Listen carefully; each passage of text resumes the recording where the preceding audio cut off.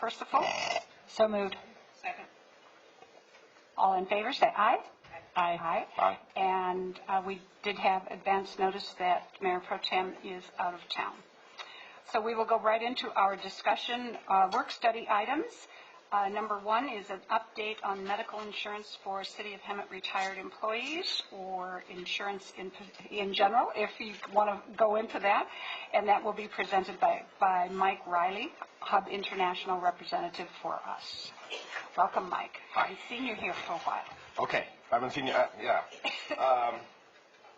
What I gave built for you was hopefully a very simple exhibit, and when I spoke to Alex about this, what I wanted to do was just a real general overview of the status of the health insurance costs for the city. We can go into more specifics on the retiree issue. On the very first page, the simplified page, what I just tried to do is give you a snapshot of the current costs. Some of these employee counts could vary a little bit because we just went through open enrollment, so there could have been some movement from plan to plan. But this is going to give you a pretty good snapshot of what the current costs for benefits for the city is. So I broke it down by actives, retirees, early retirees, over 65 retirees, and then broke it down between Aetna and Kaiser. So on the flip side, which is where really all the meat and potatoes are, on the cost analysis on the left, this just gives you a quick snapshot of the overall cost for benefits for the city. And again, these numbers are based on current enrollment, so they could change a little bit, but I think this gives you a really good picture of the costs. So on the very first box, which is the actives, we currently have 250 actives. The city provides a cap, $1,028 per month, and employees pay the difference. So the city cost for the cap for actives is roughly a little bit over $3 million a year. And that's a static number for the city unless you change the cap. So it's not really subject to the rate structure. The city's exposure is really based on whether or not you raise the cap in any given year. The second box is and has always been really the most challenging from a standpoint of price perspective, is the early retirees. And an early retiree is defined as anybody who's under 65, not Medicare eligible. So you currently have approximately 79 people, and most of those, and not all of them, but for the purpose of this illustration, the annual premium is about $2.3 million. Most of that is borne by the city. So a lot of the early retirees, based on retirement deals that happened 5 years ago, 10 years ago, in some cases 30 years ago, have 100% benefits paid. So that number is a direct cost to the city and is subject to annual increases based on what the market is. The Medicare eligibles, you may remember a couple years ago we started a process of eliminating that very high cost plan, which the Managed Choice Plan. The strategy was to try to move people on the Managed Choice Plan to a more cost-effective HMO product, or in the case of the over 65s, to a Medicare supplement plan. We were almost 100% successful in that process. There was a few that kind of outliers. We had some over 65 that never paid into Medicare, so there were some challenges there. We had some out-of-state people that created some challenges.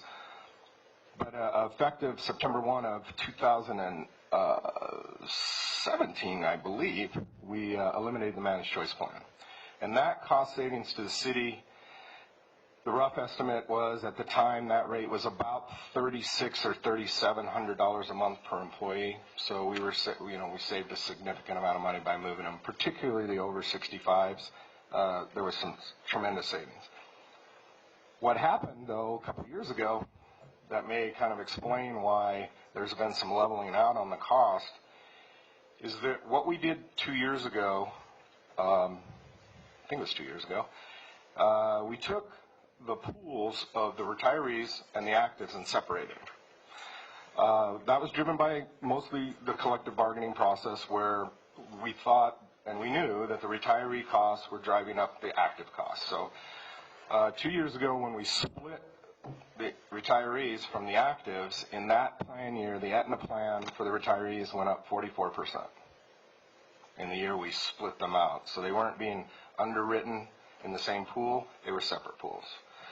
So that's why, even though we made some savings by moving the managed choice, we got hit pretty hard on the fact that almost all the people who participate in the Aetna plan currently are retirees. So I think we only have like 6 actives on the Aetna plan. So about 97% Kaiser, which is an interesting dynamic because there's no Kaiser facility here yet.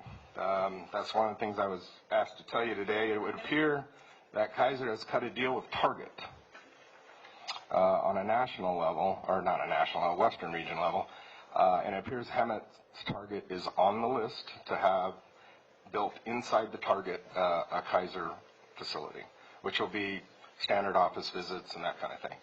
So you'll probably be hearing about that because I'm assuming there have to be some major modifications in the Target facility, but that is on target to happen. They tell me within the next 18 months. So, and just as a side note, it's an interesting dynamic with Kaiser. A lot of the major employers here in town, particularly the 2 school districts, are approximately 85% Kaiser participation. Gosh Automotive is 100% Kaiser. A lot of our major employers in the Valley have moved to Kaiser, and it's strictly, mostly driven by price. So, and the dynamic is the same here.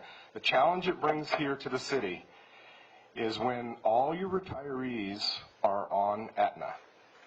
When we try to go to the marketplace to say get competitive pricing for the Aetna, the carriers are not interested in just the retiree pool. They're interested in the whole pool. The challenge is that from an underwriting perspective and historical perspective, when Kaiser has this much penetration in a group, it's very difficult to replace them. So one of the things I did on this page is give you some ideas of what would happen if we did a couple of things. And one of the things I talk about is a full Kaiser takeover, and that would mean we wouldn't offer Aetna on a go forward. Kaiser would be for everybody, including early retirees. A lot of challenges there, particularly a lot of your retirees have retired out of state where there's no Kaiser facilities. The other option, which is down on the left, is much more challenging actually, is the option of eliminating Kaiser altogether. So if you went to the bargaining units and said, we're going to eliminate Kaiser completely, which is going to open up the market to all the other carriers, that's an option that I put on the sheet, but I just don't think it's a feasible option. But the only way we're going to get Anthem, Blue Cross, Blue Shield, Cigna, all these other carriers to show some interest is if we eliminate Kaiser. So again, very difficult thing to do. So one of the other things that could help mitigate some of the pricing from a standpoint, even from an Aetna perspective, is the one on the top or on the right-hand side, kind of the yellowish color, is what we call rate blending. We've had this discussion over the years here at the city because we saw this movement over the years from Aetna to Kaiser because of the rate differential. So what we're seeing in the marketplace, and even in the public sector, is what we call blending the rates. And what that means is, for an example, if the Kaiser rate is $100 and the Aetna rate is $200, if the employee is charged $150 no matter which plan they choose. So in other words, they're not choosing Kaiser for price because the city is offsetting the differential, so it's obviously a cost to the city. But we are seeing that more and more. In fact, the City of Riverside, which is one of our accounts, we're looking at that right now. We call it rate blending. Kaiser's always been a little resistant to that in the past because it puts them at a disadvantage. But the problem is what's happening across the Inland Empire is exactly what's happening here at the city, is that the Kaiser participation is getting so large within a group, it's very difficult to offer anything other than Kaiser. So that's the challenge. Couple of updates with regards to what I think is going to happen in the future. Kaiser for 2018 is trending at 6%. So, and they've been low single digits for a few years. If you look at that premium look back, and if you look at that premium look back, if you just look at the year over year and what happens with the Kaiser rate versus the Aetna rate, you can see why there was such a migration to Kaiser over the years. The rate just was so much more affordable, and that's why we've seen the movement. So where we don't see the movement as much is in the early retiree population, because there is no cost disadvantage to the early retirees to pick either one. So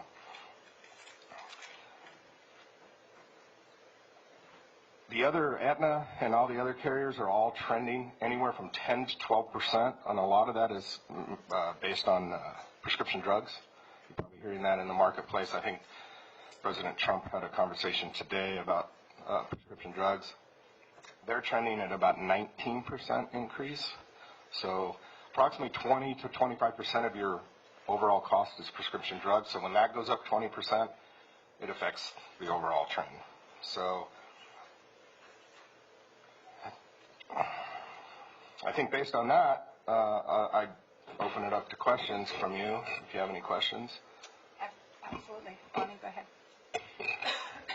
So I've heard some scuttlebutt, for lack of a better word, about Aetna pulling out of the Affordable Care Act provider as a Affordable Care Act provider. Exchange provider.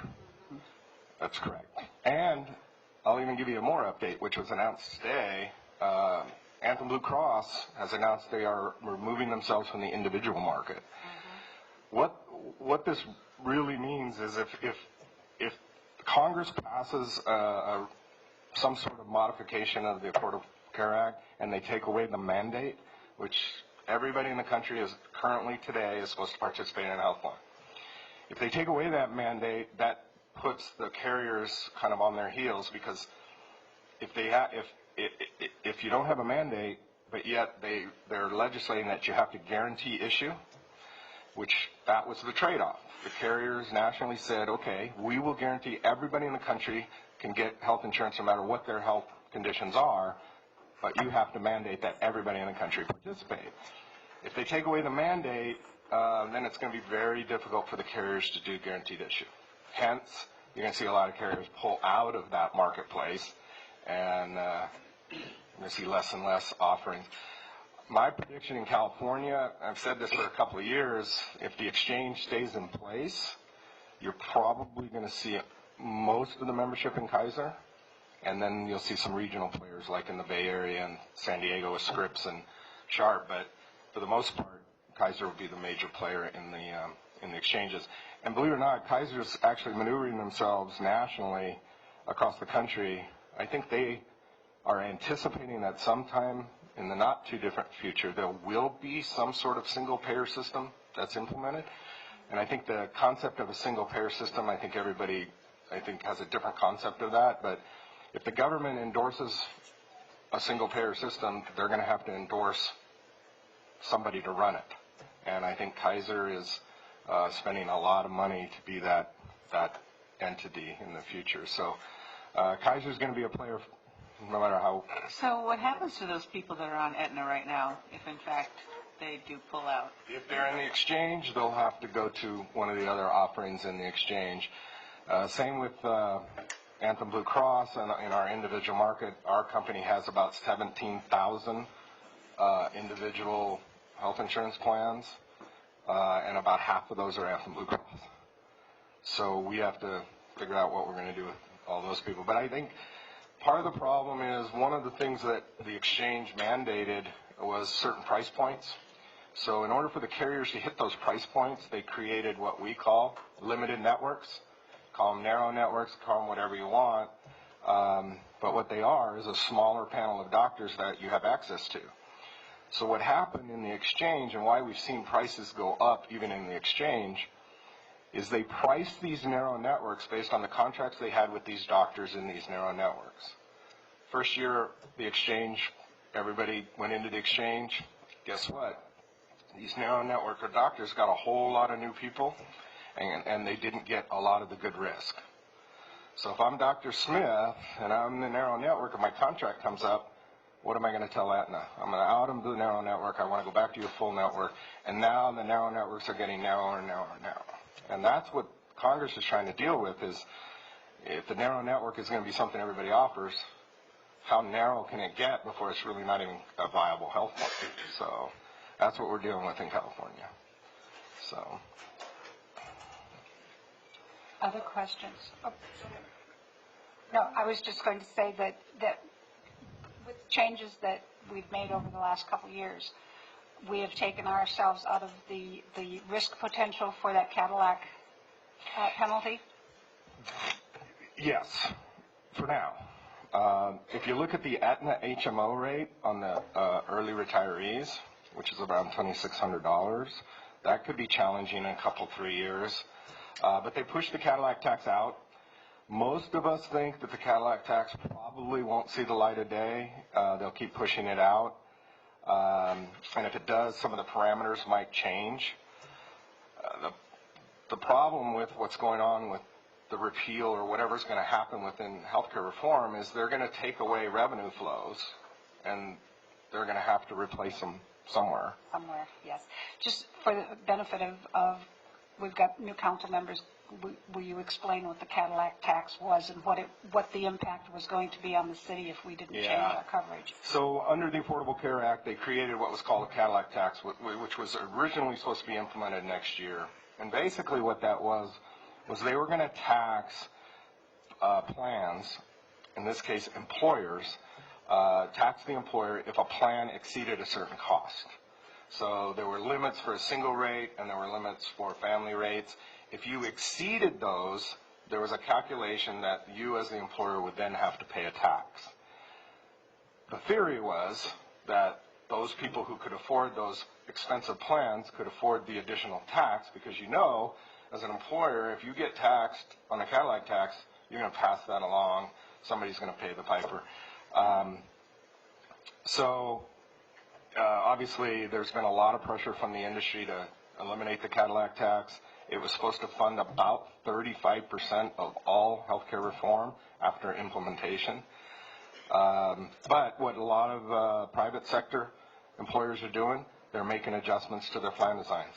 They're going to what we call consumer-driven health plans, which are high-deductible HSA-type plans where the premium is really low, and then they're figuring out very creative ways how to fund the deductibles and the out-of-pockets for the employees. So there's a lot of creativity in the marketplace to avoid the Cadillac tax, but now it's pushed out. So I don't think next year, I think we're projected to do another projection for the city. So if, in fact, it doesn't get repealed as part of the overall restructure. So. Do you want to remind the public how much that would have cost us if we close to $9 million? I believe our first year's penalty was going to be like $750,000. When we originally did it, the first year penalty was, but that was almost purely driven by the managed choice plan, which isn't here anymore. So that'll be mitigated somewhat. So there are some things we can do to implement plan design changes to lower premiums. I think that few challenges here at the city from the active perspective. I think one of your biggest challenges is how many bargaining units are there, Dave? 9. 9. So, and typically if we want to make a change, you have to have a consensus of all 9. Very difficult to get. So that might be something that is talked about. We're forming another insurance committee to have, I think, quarterly meetings to talk about the various strategies.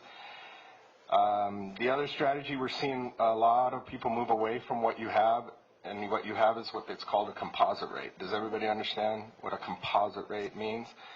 What a composite rate means is if I'm single and I work for the city of Hemet, I pay the same price as the person who's married with 5 kids. Pay the same price. That's called compositing the rates. So the other thing you could look at is tiering the rate, what we call tiering the rates, which means a single employee pays this, employee plus spouse pays this, and a family pays this. The challenge with tiering the rates, and this is what we've talked about year over year over year, is the city is still predominantly family. And when you tier the rates, the family price goes higher than the composite rate. So the families get hurt. So what a lot of the other public sector people are looking at, groups are looking at, is if you're going to tier the rates, then you do the actuarial study about tiering the cap. So if I'm a single employee at the city of Hammond, I wouldn't get 11 or whatever the cap is, 1,028. I would get something less than that, and then we would use that differential to help mitigate the increase to the families. So tiering the cap, tiering the rate, I think has to be a parallel discussion, or you're just going to price the families right out. They won't be able to afford the plans, even the Kaiser plans they won't be able to afford, so it's very expensive. So I've talked to Alex about this. We've talked to the insurance committee about this. I think that's going to be a key discussion topic as we move forward with the insurance committee.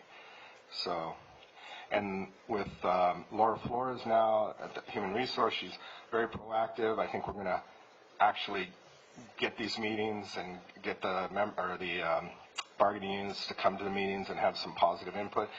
And one of the challenges is we need to have that input now, because what happens is next March, when the new rates come in and everybody wants to talk about, okay, what are we going to do? Well, we should already have a plan in place anticipating what those rates might be. So that'll be very helpful to pull all that together. Yeah, exactly. Carly, Russ, any questions or comments on this? Okay.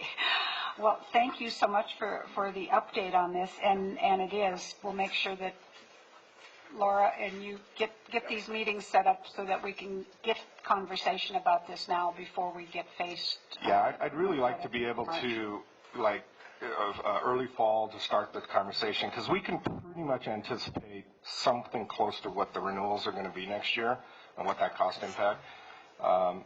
And I think one of the things I'd like to offer to the city is for us, for my company, to pay for an actuarial study for you. Probably be about $10,000, but what we could do is pull all the current data on the actives and do an actual projection if you tiered the rates and tiered the cap, and how that would impact each employee at the single level, employee plus one, and the family level. So I'll talk to Laura about that, because we'll have to pull a lot of data together, but I think that would be helpful in the conversation going forward if, in fact, tiered rates make sense. Very good. Thank Okay. you. Thank you. Anything else? Thank you for being here, Mike. We really appreciate this update.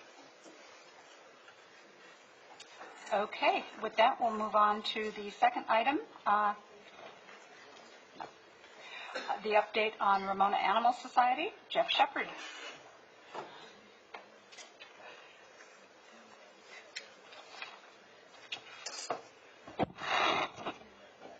Okay, how do I get that started? Chris, do you know how to start that gizmo? That gizmo, it's IT staff put it on there already. Let's see if they don't have a clicker. we have a clicker. We even have one of those little red lights. Yeah, I could be okay with that. Good evening. Good evening. I'm Jeff Shepard from Ramona Humane Society. Can you pull the microphone closer to your mouth? Appreciate that. There, got it? Thanks. And I'm here tonight to give you a little presentation on what the Humane Society's been doing and our proposed increase for our new contract. As many of you guys know, the Ramona Humane Society's been serving this community since 1969. In 2 more years, we'll be celebrating our 50th anniversary in this community. Okay, where'd it go? Okay, so in 2016, we did just under 4,000 calls from residents. We quarantined like 98 animals for rabies, verifications. Impounds and after-hour calls have always been really busy. Since we took over in 2010, when we started our program with you guys, we had 600 licenses in our books. And today we have 449 licenses, meaning that they are vaccinated and their rabies verifications. So these are 12,449 people that are complying to the ordinance of the city. Last year, the shelter took in over 8,200 animals, and just over 3,600 of them were just from the city of Hemet alone. This is our live intakes. These are the animals that we receive Abermoni Humane Society from all of the jurisdictions we serve, which is Hemet, San Jacinto, Beaumont, Banning, and Calamasa. When we started in 2010, it was about the same number it is in 2011. We took in 15,449 animals. And so far this year, into the end of June, we've taken in 3,043 animals. This is all due to our aggressive spay-neuter programs that we've had at the shelter. This is our euthanasia rate. This is something I'm really proud of. 2011, almost 10,000 animals a year were put to sleep.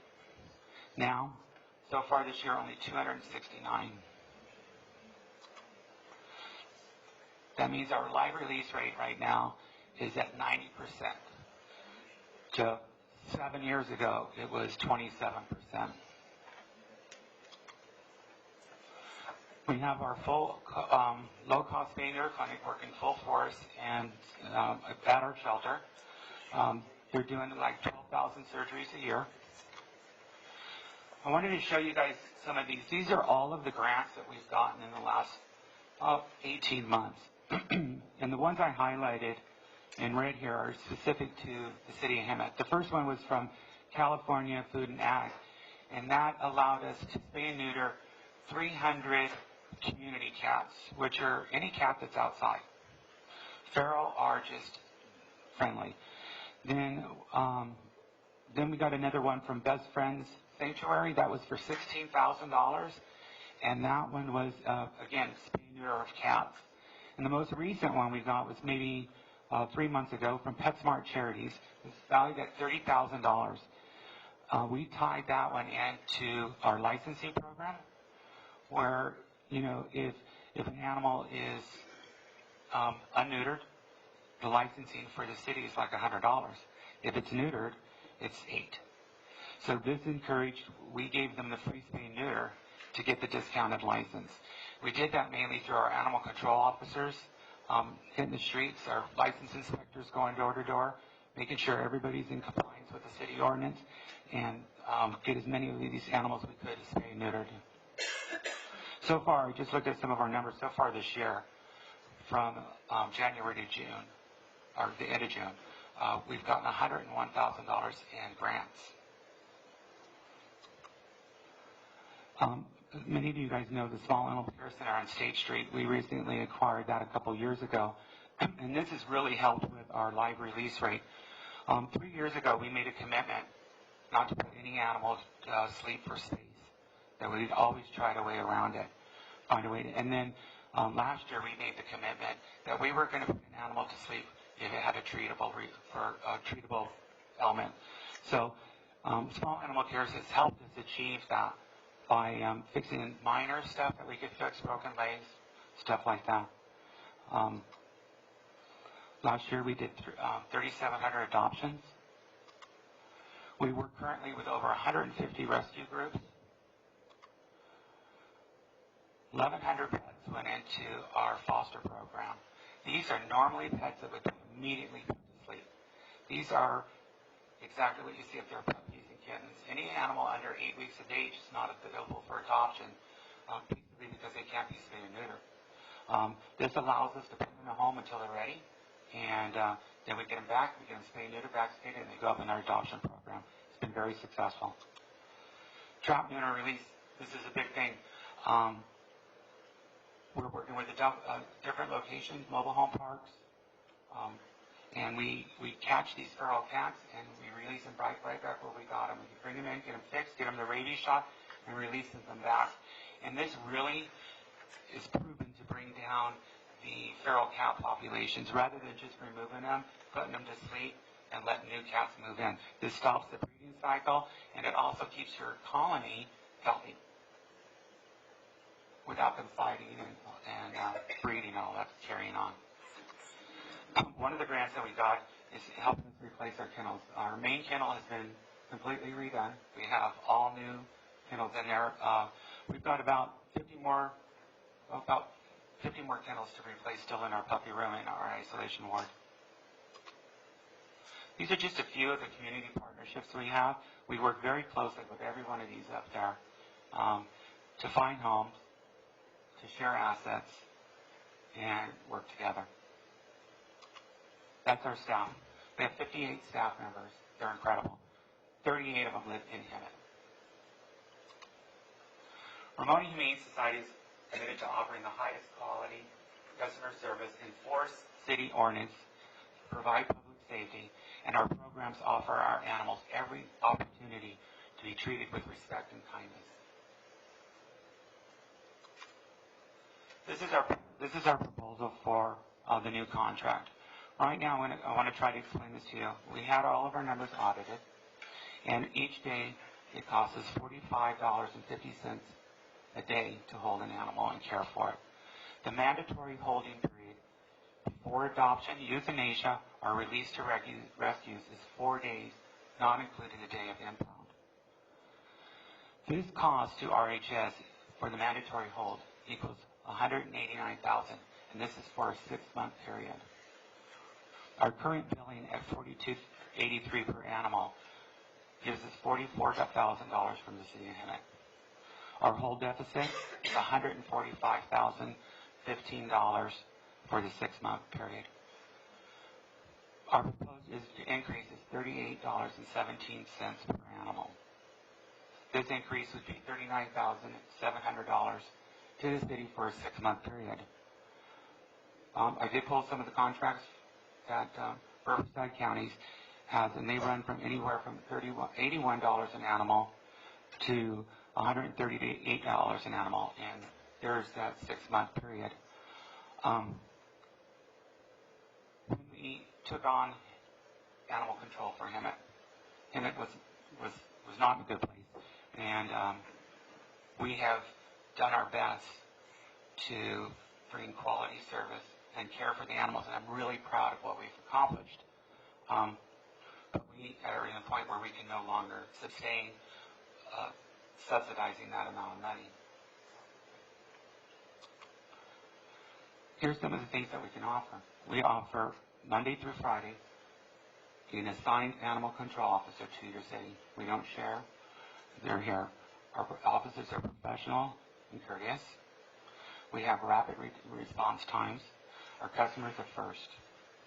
Humane treatment of all animals. Our sheltering services are open 7 days a week.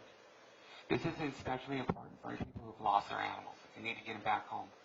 Because when an animal is found by its owner, it's not charged to the city. We offer low-cost spay and neuter. Like I said, we did over 10,000 to 12,000 animals a year. All of our finances, since I've been the CEO, and our animal intake numbers have been audited and verified. We support community outreach programs. We try to be at most events that we can. And we have a very, very successful off-site adoption at PetSmart that we've been doing for 9 years now. That's it. Whoops. Thank you, Answer Jeff. any questions for me. Questions or comments for Jeff? I do have one, and maybe this is more for our staff and legal. We haven't implemented the mandatory chip. Have we implemented the mandatory chip program on any in Hemet? Because I know San Jacinto hasn't. No, we have not implemented in Hemet. It is implemented in San Jacinto. So what we've been doing is the animals that have been adopted are picked up by their owners in the city of San Jacinto. We require them to be microchipped. Since the location is in San Jacinto, we follow that ordinance. But we cannot go door to door and require a Hemet resident to be microchipped. So we need to put that one in place. To have our ordinance, animal control ordinance, that it's a mandatory chip if they're picked up. Every tool we get that you guys give us and that we create, whether it's mandatory microchip, spay neuter, has helped us to decrease the intakes Right. that the city is charged for. Every time that we can get that animal back to the owner, there's less of a risk for it being put to sleep, and it's less of a cost to the city. We saw where in 2011, I was billing the city for 15,000 animals a year. I'm not doing that now. I'm billing the city for half, a quarter of that. And that's through our efforts to bring it down. Now, we haven't raised any increases. We did a small increase of $2 and I think 12 cents in 2012 in the whole life of the contract on our sheltering services. What this equates to is like an 8% annual increase. And perhaps we should look at that in the new contract to have an annual increase instead of waiting so long and getting to the point where we have to raise it even higher. Yeah, well, we know what it's like to not put through increases in actual costs and then having to do a big increase, and it's not a good thing. So, from my perspective on this, and I don't have any animals anymore, but I could change that. I know you could say. I get offers all the time. Would you like a cat? Would you like a dog? I'll get you a Great Dane. That's okay. But you guys are always extremely responsive. If there's an animal running loose and any of my neighbors call, or if I call, and I know the feral cat program is extremely good, and we did that in our neighborhood and caught several of our little mommy cats who, every 12 weeks were popping out, another 6 or 8 litter. And so it does work. And it's good to do that to the cat and bring it back in the neighborhood, because it keeps the gophers and all of the other good things in the community down. So what you guys do is you do an extremely good job. Thank you. So putting through an increase from my perspective, I mean, we have 4 options maybe. We can say, okay, we understand that we need to do an increase, or we can say, no, we don't want your increase, and we can contract with the county where we're going to pay more and probably have less beneficial service, or we could do it ourselves, which is going to really increase our costs. So again, my personal opinion is it's a well-deserved increase. We do need to pay our fair share towards animals, and if we can benefit in the long run by implementing the mandatory microchip ordinance in the city of Hemet, which will get pets back quicker and easier, then I think we need to do all of those things. Thank you. Questions, comments? Yeah, first, I have to say that I really appreciate the high percentage of adoptions. Those bar charts, if you overlaid them, they're going the right direction. Absolutely. On all of the critical components. And I have several personal friends who have very good experience and are just loving the pets that they've adopted. And in fact, I was just talking to someone today who was saying this is the best dog they've ever had, and it was an adoption. I do have, I guess, a clarifying question. On the chart where you were showing your roughly $45 and some change per day, and then you have to hold them 4 days. Right. And then you had an annual cost. How did you come to the annual cost based on the $45 something per By day? the number of dogs, pets we have turned in. So it was a total amount of pets, Mhm. and you times it by 4 days, and then the amount. Okay, so you were working from your average. I actually did this chart up there by our actual intakes for this year. That's why that was only for a 6-month period. So Okay. those are actual numbers that I used for 2017, but I just did it for the 6-month period. Okay, thank you. Carly, any questions? Or no? I'm good. You make any comments? If I might just clarify, Mayor, the issue about mandatory microchipping will require an amendment to our city municipal code, and I just want to clarify if that's full council direction to move forward and bring that back to you at a later date.